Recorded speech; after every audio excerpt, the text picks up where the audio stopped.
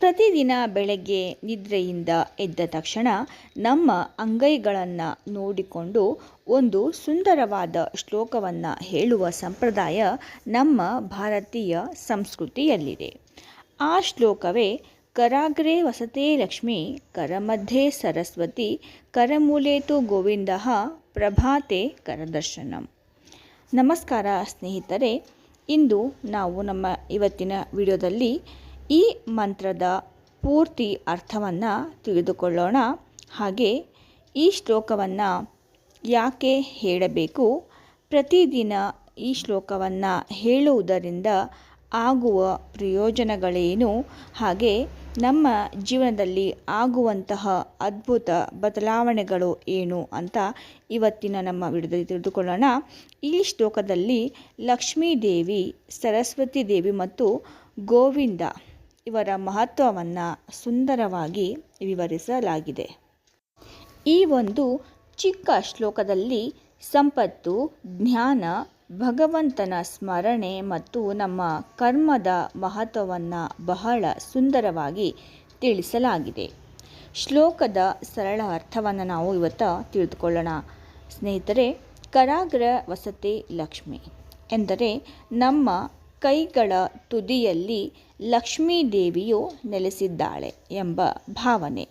ಲಕ್ಷ್ಮೀ ದೇವಿಯು ಸಂಪತ್ತು, ಐಶ್ವರ್ಯ, ಸಮೃದ್ಧಿ ಮತ್ತು ಸೌಭಾಗ್ಯದ ಸಂಕೇತ.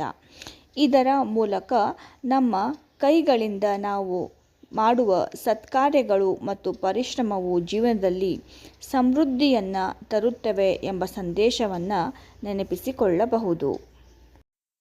ಇಲ್ಲಿ ನಾವು ಒಂದು ಮುಖ್ಯವಾದ ವಿಷಯವನ್ನು ಅರ್ಥ ಮಾಡಿಕೊಳ್ಳಬೇಕು. ಜೀವನದಲ್ಲಿ ಸಂಪತ್ತು ಮತ್ತು ಸಮೃದ್ಧಿಯನ್ನು ಪಡೆಯಲು ನಮ್ಮ ಕೈಗಳಿಂದ ಮಾಡುವ ಪರಿಶ್ರಮವು ಬಹಳ ಮುಖ್ಯ. ಕರಮಧ್ಯೆ ಸರಸ್ವತಿ ಎಂದರೆ ನಮ್ಮ ಕೈಯ ಮಧ್ಯಭಾಗದಲ್ಲಿ ಸರಸ್ವತಿ ದೇವಿಯು ನೆಲೆಸಿದ್ದಾಳೆ ಎಂಬ ಭಾವನೆ. ಸರಸ್ವತಿ ದೇವಿಯು ಜ್ಞಾನ, ವಿದ್ಯೆ, ಕಲೆ ಮತ್ತು ಬುದ್ಧಿವಂತಿಕೆಯ ಸಂಕೇತ. ನಮ್ಮ ಕೈಗಳು ಒಳ್ಳೆಯ ಕೆಲಸಗಳನ್ನು ಮಾಡುವಾಗ ನಮ್ಮ ಜ್ಞಾನ ಮತ್ತು ಬುದ್ಧಿಯನ್ನು ಸರಿಯಾದ ರೀತಿಯಲ್ಲಿ ಬಳಸಬೇಕು ಎಂಬ ಸಂದೇಶವನ್ನು ಈ ಸಾಲು ನೀಡುತ್ತದೆ. ನಾವು ನಮ್ಮ ಕೈಗಳಿಂದ ಪುಸ್ತಕವನ್ನು ಹಿಡಿದು ವಿದ್ಯೆಯನ್ನು ಕಲಿಯುತ್ತೇವೆ, ಬರೆಯುತ್ತೇವೆ, ಕಲೆಯನ್ನು ಅಭ್ಯಾಸ ಮಾಡುತ್ತೇವೆ ಮತ್ತು ಜ್ಞಾನವನ್ನು ಇತರರೊಂದಿಗೆ ಹಂಚಿಕೊಳ್ಳುತ್ತೇವೆ. ಆದ್ದರಿಂದ ಬೆಳಗ್ಗೆ ನಮ್ಮ ಕೈಗಳನ್ನು ನೋಡುವಾಗ ಜ್ಞಾನವನ್ನು ಒಳ್ಳೆಯ ಕಾರ್ಯಗಳಿಗೆ ಬಳಸಬೇಕು ಎಂಬ ಸಂಕಲ್ಪವನ್ನು ಮಾಡಿಕೊಳ್ಳಬೇಕು. ಕರಮೂಲೆ ಎಂದರೆ ಕೈಗಳ ಮೂಲ ಅಥವಾ ಅಂಗೈಯ ಕೆಳಭಾಗ. ಕರಮೂಲೇತು ಗೋವಿಂದಃ ಎಂದರೆ ಅಲ್ಲಿ ಗೋವಿಂದನನ್ನು ಸ್ಮರಿಸುವುದು.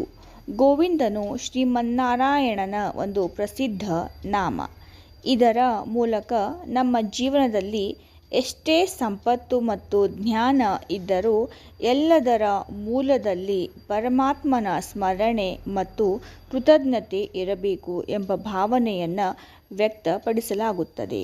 ನಾವು ಮಾಡುವ ಪ್ರತಿಯೊಂದು ಒಳ್ಳೆಯ ಕಾರ್ಯಕ್ಕೂ ದೇವರ ಅನುಗ್ರಹವನ್ನು ಸ್ಮರಿಸಬೇಕು ಎಂಬ ಸುಂದರ ಸಂದೇಶವನ್ನು ಈ ಸಾಲು ನೀಡುತ್ತದೆ. ಪ್ರಭಾತೆ ಕರದರ್ಶನಂ. ಪ್ರಭಾತೆ ಎಂದರೆ ಬೆಳಗಿನ ಸಮಯದಲ್ಲಿ, ಕರದರ್ಶನಂ ಎಂದರೆ ಕೈಗಳ ದರ್ಶನ ಮಾಡುವುದು.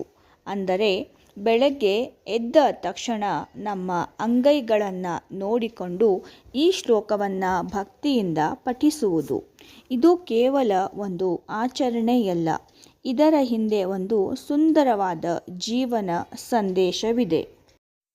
ನಮ್ಮ ಜೀವನದಲ್ಲಿ ಏನನ್ನಾದರೂ ಸಾಧಿಸಲು ನಮ್ಮ ಕೈಗಳಿಂದ ಮಾಡುವ ಪರಿಶ್ರಮ, ಜ್ಞಾನದಿಂದ ಮಾಡುವ ನಿರ್ಧಾರ ಮತ್ತು ದೇವರ ಮೇಲಿನ ನಂಬಿಕೆ ಮುಖ್ಯ. ಈ ಮೂರು ಇದ್ದಾಗಲೇ ಮಾತ್ರ ನಾವು ನಮ್ಮ ಜೀವನದಲ್ಲಿ ಪ್ರಗತಿಯನ್ನು, ಯಶಸ್ಸನ್ನು ಕಾಣಲು ಸಾಧ್ಯ ಎಂಬುದೇ ಈ ಒಂದು ಶ್ಲೋಕದ ಸಂಪೂರ್ಣ ಸರಳ ಅರ್ಥವಾಗಿದೆ.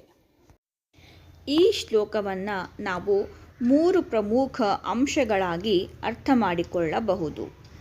ಅಂದರೆ ಜೀವನದಲ್ಲಿ ಸಂಪತ್ತು ಬೇಕು, ಆದರೆ ಅದರೊಂದಿಗೆ ಜ್ಞಾನವೂ ಬೇಕು. ಜ್ಞಾನ ಮತ್ತು ಸಂಪತ್ತನ್ನು ಸರಿಯಾದ ರೀತಿಯಲ್ಲಿ ಬಳಸಲು ದೇವರ ಸ್ಮರಣೆ, ಒಳ್ಳೆಯ ಮನಸ್ಸು ಮತ್ತು ಸತ್ಕರ್ಮಗಳು ಬೇಕು. ನಮ್ಮ ಕೈಗಳು ಕೇವಲ ದೇಹದ ಅಂಗಗಳಲ್ಲ, ಅವು ನಮ್ಮ ಕರ್ಮದ ಸಂಕೇತ. ಆದ್ದರಿಂದ ಬೆಳಗ್ಗೆ ಕೈಗಳನ್ನು ನೋಡಿಕೊಳ್ಳುವಾಗ, ಇಂದು ನನ್ನ ಕೈಗಳಿಂದ ಯಾರಿಗೂ ನೋವಾಗದಂತೆ ನೋಡಿಕೊಳ್ಳುತ್ತೇನೆ, ಒಳ್ಳೆಯ ಕೆಲಸಗಳನ್ನು ಮಾಡುತ್ತೇನೆ, ನನ್ನ ಜ್ಞಾನವನ್ನು ಸತ್ಕಾರ್ಯಗಳಿಗೆ ಬಳಸುತ್ತೇನೆ, ನನಗೆ ದೊರೆತ ಎಲ್ಲದಕ್ಕೂ ದೇವರಿಗೆ ಕೃತಜ್ಞನಾಗಿರುತ್ತೇನೆ ಎಂಬ ಸಕಾರಾತ್ಮಕ ಸಂಕಲ್ಪವನ್ನು ಮಾಡಿಕೊಳ್ಳಬೇಕು. ಹಾಗಾದರೆ ಈ ಶ್ಲೋಕವನ್ನು ನಾವು ಯಾವಾಗ ಪಠಿಸಬೇಕು? ಬೆಳಗ್ಗೆ ನಿದ್ರೆಯಿಂದ ಎದ್ದ ನಂತರ ಕೆಲವು ಕ್ಷಣ ಶಾಂತವಾಗಿ ಕುಳಿತು ನಿಮ್ಮ ಅಂಗೈಗಳನ್ನು ನೋಡುತ್ತಾ ಈ ಶ್ಲೋಕವನ್ನು ಪಠಿಸಬೇಕು. ಕರಾಗ್ರೆ ವಸತೆ ಲಕ್ಷ್ಮೀ, ಕರಮಧ್ಯೆ ಸರಸ್ವತಿ, ಕರಮೂಲೆ ತು ಗೋವಿಂದಃ, ಪ್ರಭಾತೆ ಕರದರ್ಶನಂ. ಶ್ಲೋಕದ ಪ್ರತಿಯೊಂದು ಪದದ ಅರ್ಥವನ್ನು ಮನಸ್ಸಿನಲ್ಲಿ ನೆನಪಿಸಿಕೊಂಡು ಪಠಿಸಿದರೆ ಇದು ಕೇವಲ ಪಠಣವಾಗದೆ ಒಂದು ಸುಂದರವಾದ ದೈನಂದಿನ ಸಕಾರಾತ್ಮಕ ಸಂಕಲ್ಪವಾಗುತ್ತದೆ. ಸ್ನೇಹಿತರೆ, ನಮ್ಮ ಪೂರ್ವಜರು ನೀಡಿರುವ ಇಂತಹ ಶ್ಲೋಕಗಳು ಚಿಕ್ಕದಾಗಿದ್ದರೂ ಅವುಗಳ ಅರ್ಥ ಬಹಳ ಆಳವಾದದ್ದು. ನಮ್ಮ ಭಾರತೀಯ ಸಂಸ್ಕೃತಿಯಲ್ಲಿರುವ ಪ್ರತಿಯೊಂದು ಶ್ಲೋಕದ ಹಿಂದೆಯೂ ಒಂದು ಸುಂದರವಾದ ಜೀವನ ಸಂದೇಶ ಅಡಗಿದೆ. ಆದ್ದರಿಂದ ಪ್ರತಿದಿನ ಬೆಳಗ್ಗೆ ಈ ಶ್ಲೋಕವನ್ನು ಭಕ್ತಿಯಿಂದ ಪಠಿಸಿ ಒಳ್ಳೆಯ ಚಿಂತನೆಯೊಂದಿಗೆ ನಮ್ಮ ದಿನವನ್ನು ಪ್ರಾರಂಭಿಸೋಣ. ಸ್ನೇಹಿತರೆ, ನಿಮಗೆ ಈ ವಿಡಿಯೋ ಇಷ್ಟವಾದರೆ ಲೈಕ್ ಮಾಡಿ, ಶೇರ್ ಮಾಡಿ ಮತ್ತು ಇಂತಹ ಆಧ್ಯಾತ್ಮಿಕ ಹಾಗೂ ಜ್ಞಾನಪೂರ್ಣ ವಿಡಿಯೋಗಳಿಗಾಗಿ ನಮ್ಮ ಚಾನಲನ್ನು ಸಬ್ಸ್ಕ್ರೈಬ್ ಮಾಡಿಕೊಳ್ಳಿ. ಶ್ರೀ ಲಕ್ಷ್ಮೀ ದೇವಿ, ಸರಸ್ವತಿ ದೇವಿ ಮತ್ತು ಗೋವಿಂದರ ಅನುಗ್ರಹ ನಿಮ್ಮೆಲ್ಲರ ಮೇಲೆ ಹೀಗೆ ಸದಾ ಇರಲಿ ಅಂತ ಹೇಳ್ತಾ ಇವತ್ತಿನ ವಿಡಿಯೋವನ್ನು ನಾವು ಇಲ್ಲಿಗೆ ಮುಕ್ತಾಯ ಮಾಡ್ತಾ ಇದ್ದೀವಿ. ಮತ್ತೆ ಸಿಗೋಣ ಇನ್ನೊಂದು ಅರ್ಥಪೂರ್ಣವಾದ ವಿಡಿಯೋದೊಂದಿಗೆ. ಅಲ್ಲಿವರೆಗೂ ಧನ್ಯವಾದಗಳು.